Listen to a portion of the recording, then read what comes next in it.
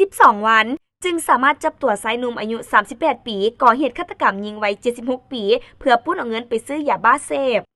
ตอนเช้าวันที่ 27 มีนาคม 2026 เจ้าหน้าที่แผนกสืบสวนสอบสวนห้องตำรวจป้องกันความสงบแขวงบริคำไซ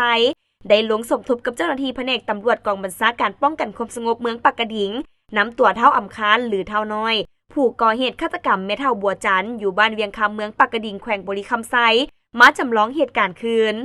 เหตุการณ์ฆาตกรรมเกิดขึ้นในเวลาประมาณ 19 โมงของวันที่ 12 มีนาคม 2026 เท่าอำคาได้ลงมือฆาตกรรมแม่เท่าบัวจันทร์ไสยจักรอายุ 76 ปีอาชีพเฮ็ดนาอยู่บ้านเวียงคำเมืองปากกระดิ่งแล้วเอาตัวหลบหนีวันที่ 24 มีนาคม 2026 จึงสามารถกักตัวเป้าหมายลงมือก่อเหตุฆาตกรรมได้ซื้อเท่าอำคาสวงศาหรือน้อยมาดำเนินคดีตามกฎหมายเท่าอำคาหรือเท่าน้อยได้ให้การรับสารภาพมือเกิดเหตุได้ไปลิ้นน้ำเท้าสีวอนอยู่บ้านเดียวกันโดยผ่านเฮือนแม่เท่าบัวจันทร์และเห็นอยู่เฮือนคนเดียวจึงมีแนวคิดอยากได้เงินไปซื้อยาบ้ามาเสพจึงได้ลงมือฆาตกรรมแล้วเอาโทรศัพท์และเงินบาทจำนวน 3,000 บาทหนีไปเจ้าหน้าที่ได้ให้รู้ตื่นว่าการกระทำของเท่าอำคาหรือเท่าน้อยแม่นเจตนาฆาตกรรมผู้อื่นอย่างแท้จริงโดยการใช้ไม้ค้อนตีผู้เป็นเหยื่อจำนวนหลายบาทจนเสียชีวิตคาที่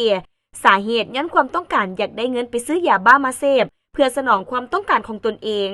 การกระทำดังกล่าวแม้นได้สร้างความเสียหายทางด้านชีวิตและทรัพย์สินผู้อื่นซึ่งแต่ต้องถึงระเบียบกฎหมายเฮ็ดให้สังคมบ่มีความสงบและบ่มีความเป็นระเบียบเรียบร้อยผิดต่อประมวลกฎหมายอาญาฉบับปรับปรุงปี